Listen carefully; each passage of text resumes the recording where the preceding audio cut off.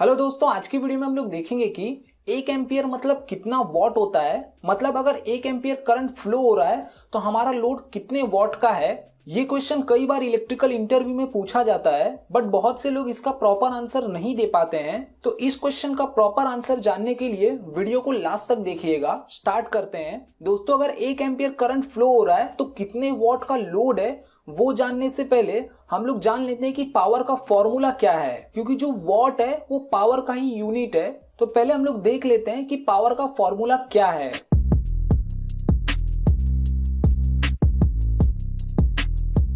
दोस्तों P is equal to V into I, ये हमारे डीसी पावर का फॉर्मूला है।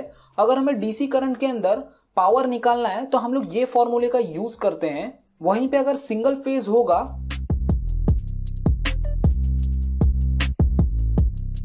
तो हम लोग ये फॉर्मूले का यूज करेंगे सिंगल फेज के लिए। P is equal to V into I into cos theta. Cos theta दोस्तों क्या होता है? Power factor. वहीं पे दोस्तों अगर 3 फेज लोड होगा तो वहां पे पावर का फॉर्मूला क्या होगा वो भी देख लेते हैं।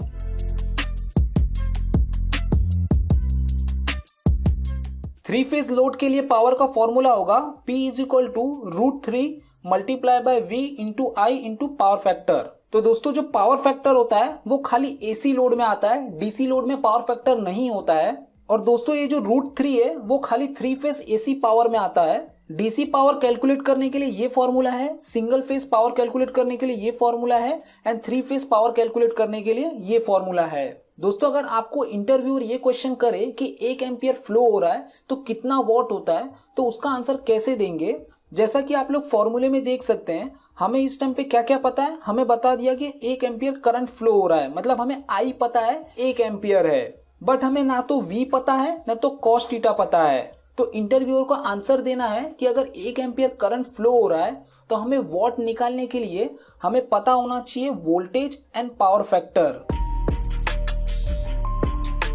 मतलब दोस्तों अगर हमें वोल्टेज एंड पावर फैक्टर नहीं पता है तो हम पावर कैलकुलेट नहीं कर सकते।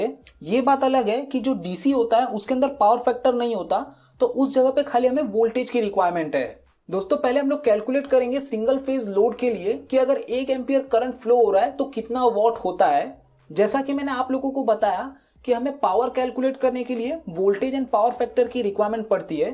तो इधर पे हम लोग कंसिडर कर लेंगे कि जो वोल्टेज है वो 220 वोल्ट है, और वही हमारा जो पावर फैक्टर है वो 0.8 है। तो सिंगल फेज लोड के लिए पावर का फॉर्मूला क्या था? P is equal to V into I into power factor. तो दोस्तों जैसा कि हम लोगों ने वोल्टेज कंसिडर किया 220, जो कि नॉर्मली हमारे घर पे 220 वोल्ट आता है, और पावर फैक्टर मैंने 0.8 कंसीडर कर लिया है, जो कि नॉर्मली 0.8 होता है आसपास। तो यहाँ पे हम लोग फॉर्मूला में वैल्यू को पुट करेंगे। V कितना है दोस्तों? 220 वोल्ट है। करंट कितना है? 1 एम्पियर है। और हमारा पावर फैक्टर कितना है? 0.8 है। इसको अगर हम लोग कैलकुलेट करते हैं तो हमें आंसर मिलेगा 176 वॉट। पावर कितना आ गया दोस्तों? 176 वॉट। अगर वोल्टेज हमारा 220 है एंड पावर फैक्टर 0.8 है और करंट 1 एम्पियर फ्लो हो रहा है। तो वहीं पे दोस्तों अगर वोल्टेज कम होगा तो मतलब अभी हम लोग वोल्टेज कंसीडर कर लेते हैं कि 200 वोल्ट आ रहा है और हमारा पावर फैक्टर 0.8 ही है। तो सेम पावर का फॉर्मूला क्या है? P is equal to V into I into cos theta. तो सेम फॉर्मूले में वैल्यू पुट करेंगे। वोल्टेज कितना है? 200 वोल्ट। करंट कितना है? 1 एम्पियर। कॉस थीटा कितना है? 0.8, मतलब हमारा पावर फैक्टर 0.8 है, कंसीडर किया हमने। तो इसको कैलकुलेट करेंगे तो हमें आंसर मिलेगा 160 वॉट। जैसा कि दोस्तों आप लोग देख सकते हैं, अगर वोल्टेज 220 वोल्ट था और हमारा करंट 1 एम्पियर है, पावर फैक्टर 0.8 है, तो हमारा पावर कितना आ गया? 176 वॉट। और यहीं पे बाकी सब कुछ सेम है, बट हमारा जो वोल्टेज है वो कम है, तो हमारा पावर कितना हो गया? 160 वॉट। अभी दोस्तों हम लोग देख लेते हैं कि सेम वोल्टेज के लिए बट हम लोग पावर फैक्टर को कम करेंगे तो क्या इफेक्ट पड़ता है हमारे पावर पे। सेम यहाँ पे कंसीडर कर लेते हैं कि हमारा जो वोल्टेज है वो कितना है? 220 वोल्ट। बट हमारा जो पावर फैक्टर है उसको हम लोग कंसीडर कर लेते हैं कि 0.5 है। तो सेम दोस्तों सिंगल फेज का पावर का फॉर्मूला क्या है? V into I into cos theta. Voltage कितना है दोस्तों? 220 वोल्ट है करंट कितना है 1 एम्पियर और हमारा पावर फैक्टर कितना है 0.5। इसको अगर हम लोग कैलकुलेट करेंगे तो हमें आंसर मिलेगा 110 वॉट।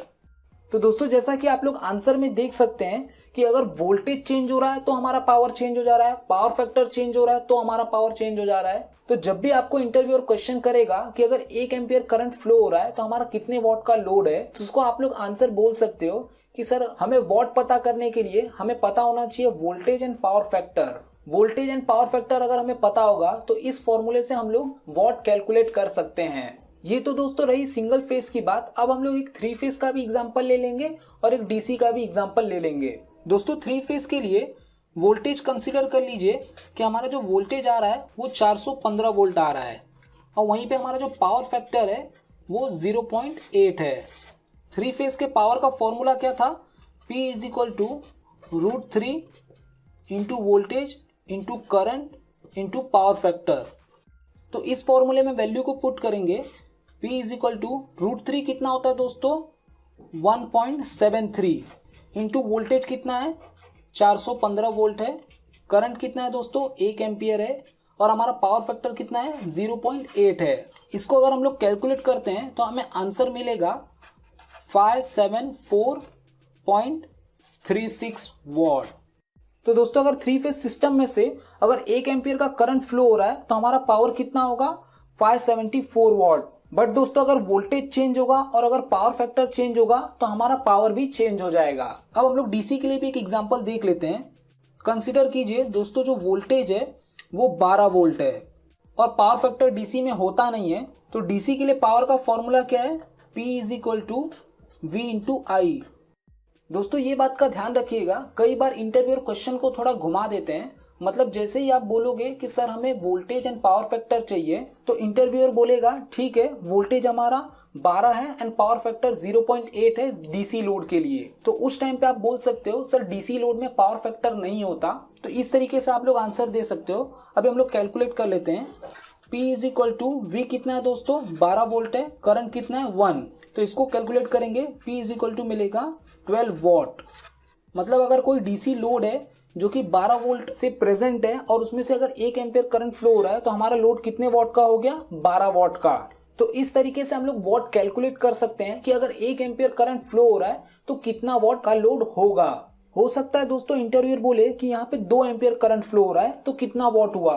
तो सेम इसी प्रोसीजर में हम लोग यहाँ पे 2 को पुट करेंगे और कैलकुलेट करेंगे आंसर, चाहे वो सिंगल फेज लोड के लिए हो, चाहे वो डीसी लोड हो, चाहे 3 फेज एसी लोड हो। तो दोस्तों इस कैलकुलेशन के फोटो मैं अपने वेबसाइट पे डाल दूंगा जिसका लिंक मैं डिस्क्रिप्शन में दे दूंगा। आप लोग ये फोटो को डाउनलोड कर सकते हैं और अच्छे से समझ सकते हैं। तो दोस्तों आज की वीडियो में इतना ही देखेंगे। Thank you for watching. आप लोगों को ये वीडियो कैसी लगी प्लीज मुझे लाइक करके एंड कमेंट करके जरूर बताएं। मिलते हैं नेक्स्ट वीडियो में।